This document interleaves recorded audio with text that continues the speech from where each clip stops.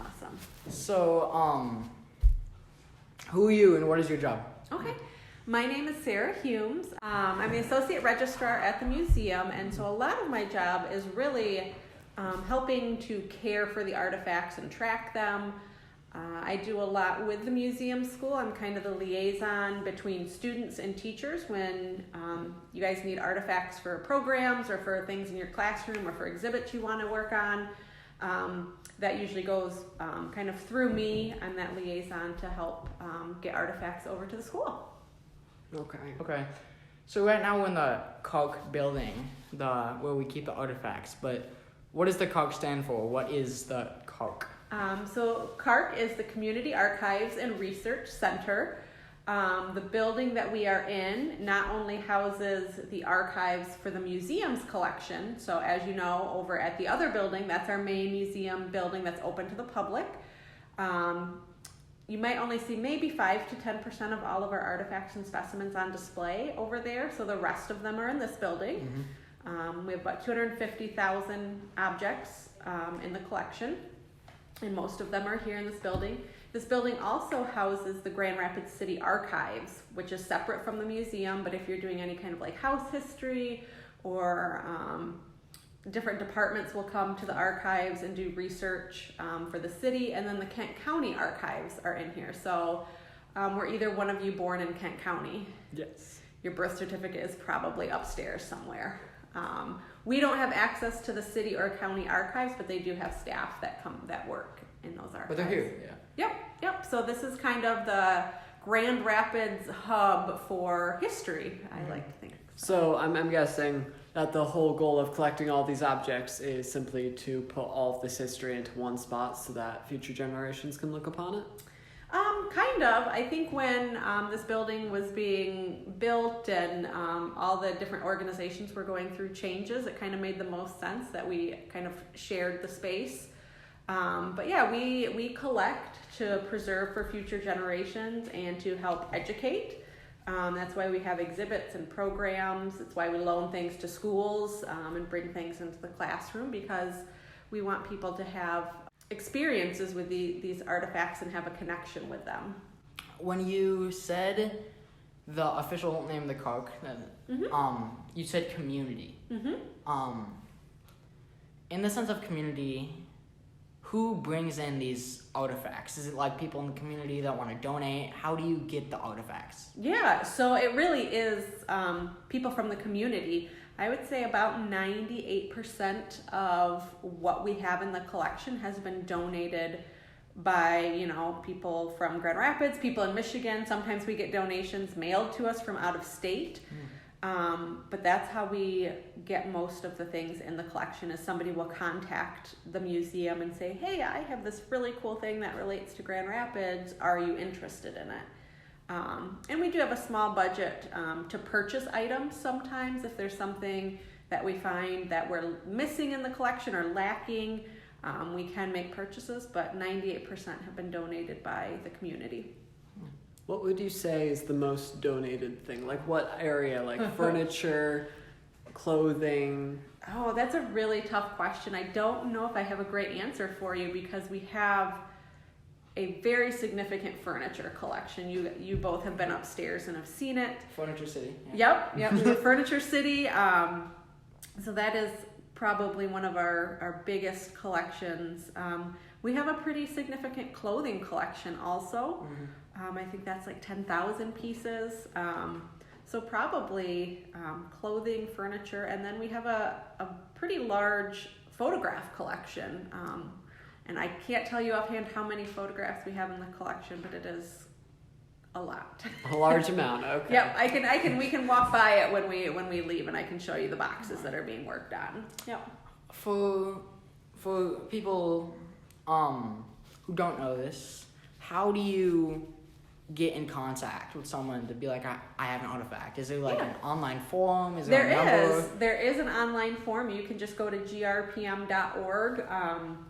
And under the collections page, there's a form that you can fill out that lists, gives all your contact information, and then you can write a description of what you have, and there's even a place to upload photographs, because that's really helpful.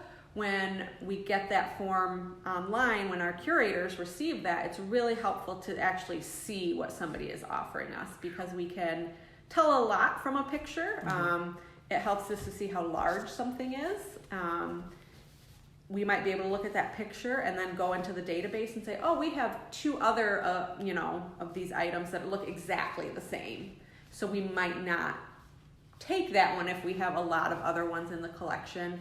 It'll help us tell the condition of an artifact. If it's in really poor condition and we're not equipped to take care of it or preserve it, we might have to decline it. But yeah, that's the easiest way for someone to donate something, is to use that online form. And if they're not comfortable with that, they can always call the main museum number, and they can put you in contact with one of our curators. Is there a specific kind of item like that you guys are specifically looking for? Is it like trying to complete the collections, or is there like a kind of item that you guys love to see people donate? I would say we really like things that have a really cool story associated with them, because really simple items can tell really cool stories, and so I think things that have stories related to them, that have a Grand Rapids connection. We also have something called a collections plan that we work on about every 3 years, where we kind of lay out a focus of some of the areas that we want to focus on collecting. So one of the areas that we wanted to work on over the last 3 years are artifacts related kind of to the Grand River or the watershed, because there's so much work and talk happening right now with that. And so we're kind of lacking in that area in the collection. We're also working on kind of our indigenous collection and making sure that we have contemporary pieces in the collection. We have a lot of things that were collected 50, 100, 150 years ago. But if you look on this cart over here, there's a couple really modern pieces, these baskets. These are called 7th generation baskets, made by a local artist out of blinds, like window blinds. So that's been kind of our focus, but yeah, kind of things that can tell a really cool story. Your name is Sarah, right? Yes. Yeah. So when you were, let's say, like, what made you want to work with artifacts? Like, were you just like a little kid being like, oh, I want to see old things? No, I really wasn't. Like some people know from a very young age what they want to do. I did not. I wanted to be a nurse when I was little. I wanted to be a cosmetologist or someone who does hair for a while. And it wasn't until I got into college where I was originally going to be an athletic trainer. And then I wanted to be a journalist, so I do have a degree in journalism too. But that wasn't really fulfilling. So we had a small museum on the campus of the college I went to, and after doing a little bit of research, because I loved history, I loved all my history courses, but I knew, I didn't think I wanted to be a teacher, but I wanted to take more history classes and learn history. And so after a little research, I found out that there was a museum studies program that you could minor in if you were a history major. And so I kind of went and checked it out and started volunteering there, and just fell in love with the coursework and getting to learn history and learning how to take care of artifacts. And I mean, I always did enjoy going to museums when I was growing up, but it wasn't something I ever thought I could actually do till I was in college. So I look at it as a way I get to learn history, I get to kind of teach history, just not in the typical classroom sort of way. Okay. In the future, now, looking at the future, how do you think these archives can help the future generations of Grand Rapids? Yeah. I think that we're kind of helping to preserve our history now and our stories. We're trying to look at things. Our curators do a really great job of looking at what is happening in the world right now and how can we preserve those stories and those items so future generations can understand, kind of what our life was like or what the experience was living through this time. Especially during, COVID, when the lockdown happened, we started doing a lot of what we call active or contemporary collecting, where we're looking at things in the present and trying to think, what is someone going to want to know about us in 100 years? And looking at things like that to collect. So I think we're trying to capture those stories and those artifacts and specimens that can help kind of connect this generation to future generations. Funnily enough, you bringing that up, I was going through with your website the other day. I feel like it's been up there for a while, but every time I've gone out through there, I found the COVID collection and about how read the whole thing about like we're trying to capture stories from COVID. So I think that's a really unique thing that you guys are trying to do. Yep. And we're doing a lot more digital collecting. So we're living in this world where things are born digital. We take a picture on our phone. We don't go and usually print those photos off anymore. That's not a thing. So that's been a learning curve for us, is how do we process things that are truly in the digital world, and how do we preserve. We're used to preserving physical 3-dimensional or even 2-dimensional photos and artifacts.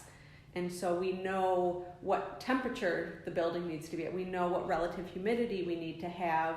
We know what type of paper to store them in. And digital artifacts, digital photos and documents have that. We have to learn that type of care also in the digital world, which is totally different. Yep. Yeah. So we're learning that right now. And funny enough, I just had to do a digital exhibit for curation class. Mr. Good. And it's interesting. It's very different. Yeah. Yep. Talking about COVID, during COVID, what changed with your procedures? How did the museum collecting artifacts stop? What happened? Yeah, it did stop for a while. The museum, just like the schools, we shut down for a few months. We had what were considered essential staff that were allowed to come back on site, and but donations stopped because there was nobody here, and people were supposed to be at home. So that is when that digital collecting really started. We put the call out to say, hey, do you have photographs? Do you have documents? Do you have things related to the pandemic that you want to donate to the museum? And so we were able to facilitate that digitally without putting anyone at risk, meeting up in those early days where we didn't know what was going on or how dangerous it was and how it was transmitted. So that kind of, and then when we opened up, we did start taking things back on site. But in those early days when we did that, we had a room downstairs that we always have. It's called the quarantine room. It has a special air handling system that does not go through the rest of the building. So anytime we would get something new in those early days of COVID when we came back, we would just go put it in quarantine for a couple weeks, just to make sure, and now we know COVID is respiratory. It's pretty difficult to get it from touching things, but in those early days we weren't sure. So that shifted, but that has continued. That digital collecting has still continued, not necessarily with COVID, but because we're learning how to do that, we're now able to collect more things digitally and feel more comfortable with the legality of it and copyright and all of that. So that's kind of shifted how we've worked too. Well, okay. We have another a final question for you. What is your favorite artifact Oh, here? I knew this one was coming, and I will tell you, it probably changes every week. That's fair. Yeah. Just because there's cool stuff every time I go into storage. I find something cool. Something new. Yeah. Yep. I'm thinking here.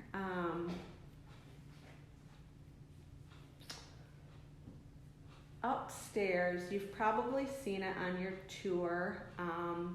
The trash can, and it's made by what is now Steelcase, but it's one of those examples of a really ordinary thing telling a really cool story. And way back in the day, smoking was very common. It was very prevalent, even in doctor's offices, in your home, in your work environment, you could smoke.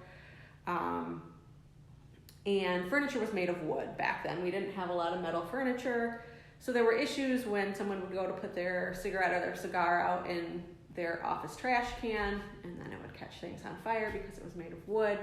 And so the metal office furniture company came up with this great idea of, hey, why don't we make metal trash cans and make the outside look like wood, because that was the aesthetic of the day. Like, you still wanted it to fit within your office and look nice and professional. So they started making these metal waste paper baskets that looked like wood.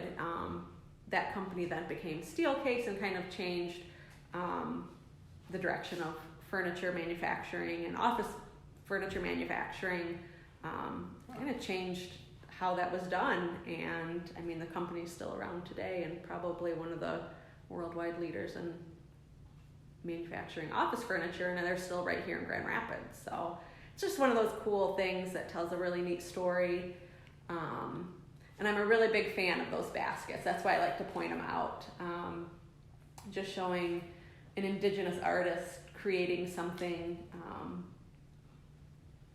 out of a very modern material, and they do that because the black ash that they normally would make a basket out of is being decimated by, I can't remember what the name of the insect is, but basically eventually there won't be black ash to make their traditional baskets. And so this artist is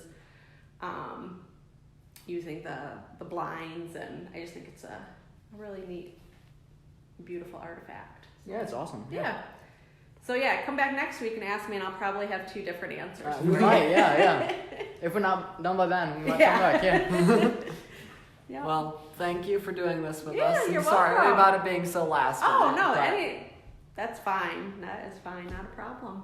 Yeah. Thank you. You guys had some really great questions. Thank you. Yeah. Yeah, you're welcome. I always love coming back in here and just looking around and seeing all the artifacts. Yeah. It's always Very nice to meet you, sir. It was very nice meeting both of you.